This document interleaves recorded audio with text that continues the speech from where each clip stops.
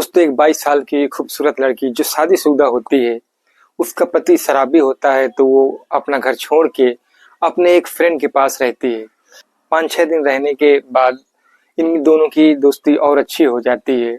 लेकिन उसकी शादी जो है उसके मामा-मामी करवाए थे, इसकी वजह से उनको फ़ोन करके बताती है। तो उसके मामा लोग कहते हैं कि हम शाम को तुझे लेने आएँगे।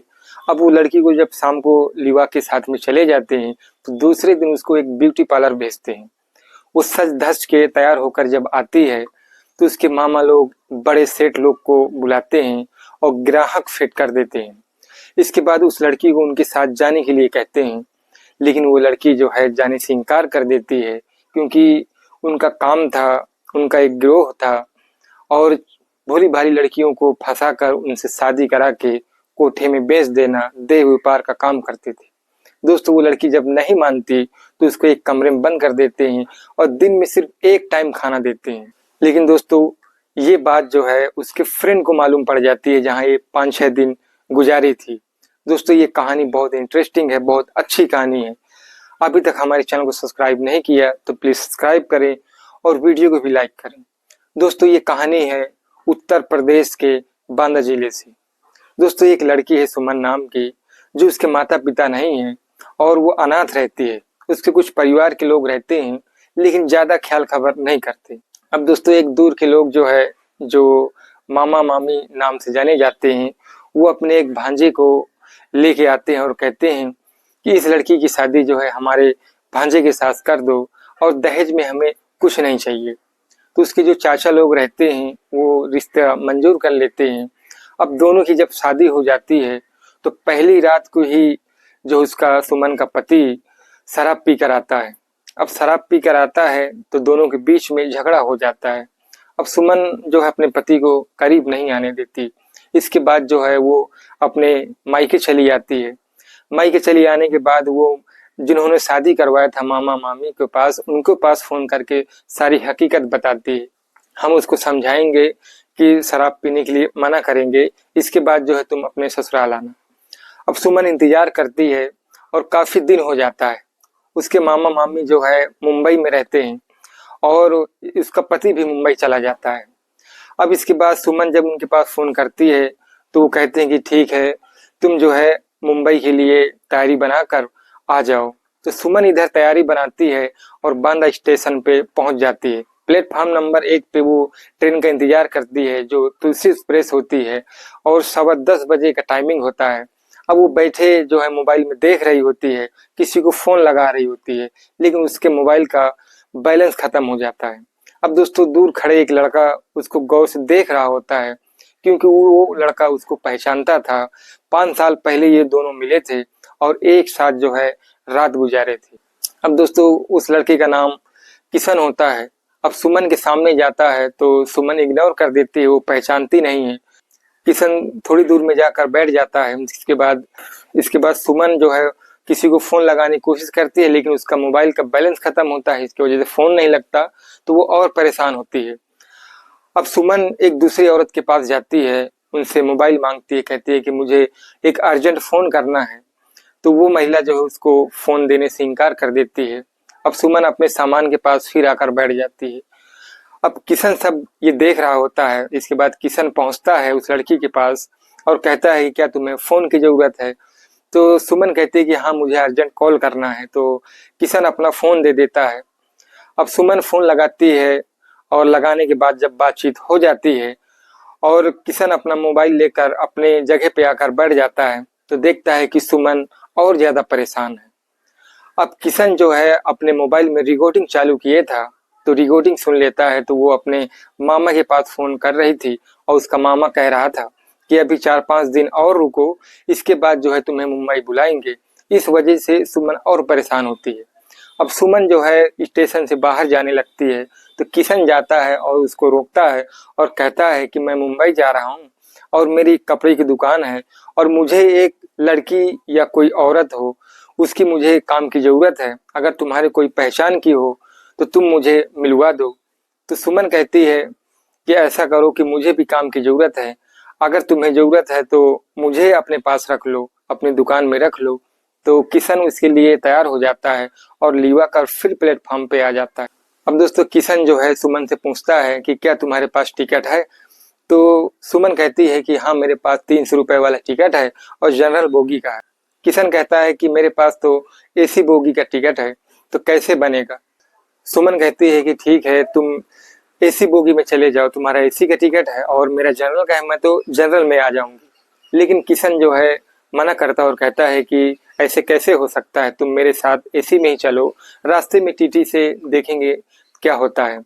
अब सुमन को लेकर किशन जो है एसी बोगी में चला जाता है।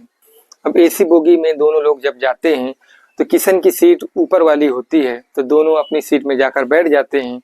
अब काफी देर बैठने के बाद किशन सुमन को कहता है कि तुम लेट जाओ, तो सुमन जो है लेट जाती है और किशन बाजू में ही बैठा रहता है। किशन उसको 5 साल पहली वाली बात याद दिलाता है और कहता है कि जब हम पहले मिले थे तो मेरी सीट ऊपर वाली थी, साइड लोअर की ऊपर वाली थी और तुम्हारी साइड लोअर नीचे वाली थी। तो मैं तुम्हारी सीट में बैठने के लिए कह रहा था, तुम मुझे बैठने नहीं दे रही थी। अब ऊपर की सीट में कब तक कोई बैठा रहेगा, कब तक कोई लेटा रहेगा, बैठने के लिए नीचे तो आना ही पड़ेगा। तो सुमन जो है थोड़ा इमोशनल होती है और कहती है कि मुझे पछतावा है इस बात का, क्योंकि जब तुम जा रहे थे स्टेशन से बाहर तो मैं तुम्हें देख रही थी और देखकर मुझे ये एहसास हुआ कि शायद मैं बहुत बड़ी गलती कर दी, उनको तुमको बैठने नहीं दी। दोनों बातचीत करते हैं, काफी देर तक बैठे रहते हैं और सुमन लेटी रहती है, किशन बैठा रहता है। इसके बाद जो है सुमन किशन को कहती है कि तुम भी लेट जाओ। तो किशन कहता है कि नहीं मैं ठीक हूँ, लेकिन सुमन किशन का हाथ पकड़कर लेटा देती है। इसके बाद थोड़ी देर लेटने के बाद सुमन जो है उठकर बैठ जाती है। अब दोस्तों ये दोनों मुंबई पहुंच जाते हैं। किशन एक 1 BHK फ्लैट में रहता था, तो सुमन को किचन बाथरूम दिखाता है और कहता है कि तुम फ्रेश हो जाओ, मैं खाना ऑर्डर कर देता हूँ। अब किशन जब खाना ऑर्डर करता है, खाना आता है तो दोनों लोग खाते हैं, इसके बाद आराम करते हैं। अब दूसरे दिन जो है किशन अपने नौकर को फोन करता है कि भाई मैं मुंबई आ चुका हूँ और तुम भी जो है दुकान आ जाओ। किशन और सुमन दोनों दुकान के लिए निकल जाते हैं। उधर से जब नौकर आता है तो देखता है दोनों को, सुमन को देखता है तो किशन से नमस्ते करता है। इसके बाद सुमन से कहता है कि भाभी जी नमस्ते, किशन भैया क्या तुमने शादी कर ली है। तो सुमन कहती है कि नहीं, इन्होंने शादी नहीं की, मैंने शादी कर ली है। सारा दिन दुकान में सुमन रहती है और फिर दोनों साथ में घर आते हैं। 5 दिन तक दोनों साथ में रहते हैं। इस वजह से ये दोनों की दोस्ती बहुत गहरी हो जाती है, बहुत अच्छी पहचान हो जाती है। अब एक दिन सुमन जो है फोन अपने मामा के पास फोन करती है और कहती है कि मामा जी अब क्या कह रहे हो, 4-5 दिन के लिए तुमने कहा था, 4-5 दिन तो हो गए। तो उसके मामा कहते हैं कि ठीक है तुम मुंबई आ जाओ। तो सुमन कहती है कि मैं मुंबई में ही हूँ और अपने एक फ्रेंड के घर पे हूँ। तो उसके मामा एड्रेस लेते हैं और कहते हैं कि शाम को मैं लेने आ रहा हूँ। तो सुमन को लिवाने के लिए उसके मामा मामी जब आते हैं तो सुमन उनके साथ चली जाती है। अब सुमन और सुनील एक दूसरे का नंबर शेयर कर दिए थे। अब जब सुमन अपने मामा की घर जाती है तो उसके मामा ब्यूटी पार्लर भेजते हैं सुमन को कि जाकर तुम तैयार हो जाओ, तुम्हारे लिए एक सरप्राइज है। तो सुमन तैयार होने के लिए चली जाती है, 2 घंटे जो है ब्यूटी पार्लर में बिताती है, वहां से तैयार होकर आती है तो अपने फ्रेंड को यानी कि सुनील को फोन करती है, वीडियो कॉलिंग बातचीत करते हैं।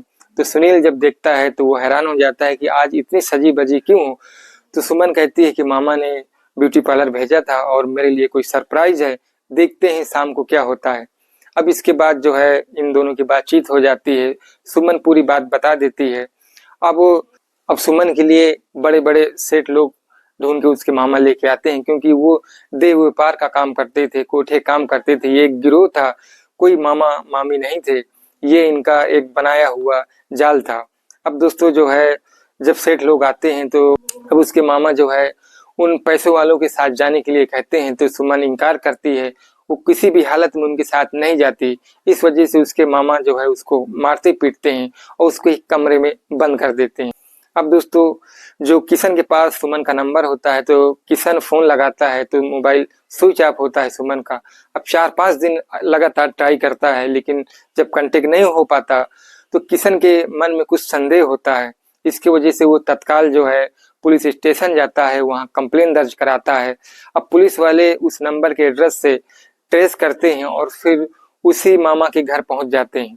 साथ में किशन भी होता है। अब उस मामा को से पूछताछ करते हैं और घर की तलाशी लेते हैं तो एक कमरे में ताला लगा रहता है। तो उस कमरे का जब ताला खोलते हैं तो अंदर सुमन रहती है। उसके हाथ पैर बंधे हुए थे और दिन में सिर्फ एक टाइम उसको खाना दिया करते थे, क्योंकि उसको मनाना चाहते थे कि ये कैसे भी करके ये मान जाए, इसके बाद इसको कोठे वालों को बेच देंगे। अब दोस्तों जब सुमन को पुलिस वाले छुड़ा कर लेके आते हैं और उसके मामा मामी को भी गिरफ्तार कर लेते हैं, उनसे जब कड़ाई से इंक्वायरी होती है, पूछताछ होती है, तो उसके मामा लोग कहते हैं कि हमारा ये एक बिजनेस है और हम भोली भाली लड़कियों को, जो लड़कियां घर से कमजोर होती हैं और दान दहेज नहीं दे पाती और पैसे से बहुत तंग होते हैं, उन भोली भाली लड़कियों को हम अपने लड़कों से शादी करा देते हैं, इसके बाद जो है कोठे वालों को बेच देते हैं। पुलिस वाले पूछते हैं कि अभी तक तुमने कितनी लड़कियों को साथ ऐसा किया है, तो वो कहते हैं कि अभी तक हमने 6 लड़कियों को बेच चुके हैं। तो पुलिस वाले उनका एड्रेस लेकर और एक जाल बिछाते हैं, एक कमेटी बनाते हैं। फिर पुलिस वाले उन 6 लड़कियों को ही बरामद कर लेते हैं और उनको सही सलामत उनके घर भेज देते हैं। इधर जो है सुनील सुमन को अपने साथ अपने घर ले आता है और साथ में दोनों रहते हैं। फिर एक दिन सुनील जो है सुमन से कहता है कि सुमन, मैं तुमसे बहुत प्यार करता हूँ और तुमसे शादी करना चाहता हूँ। तो सुमन जो है एग्री हो जाती है और उसके गले लग जाती है। फिर कुछ दिन के बाद दोनों की दोस्तों शादी हो जाती है। दोस्तों ये कहानी रही आज की। हमारी वीडियो अच्छी लगी हो तो हमारे चैनल को सब्सक्राइब और वीडियो को लाइक जरूर करें। फिर मिलते हैं एक नई कहानी के साथ।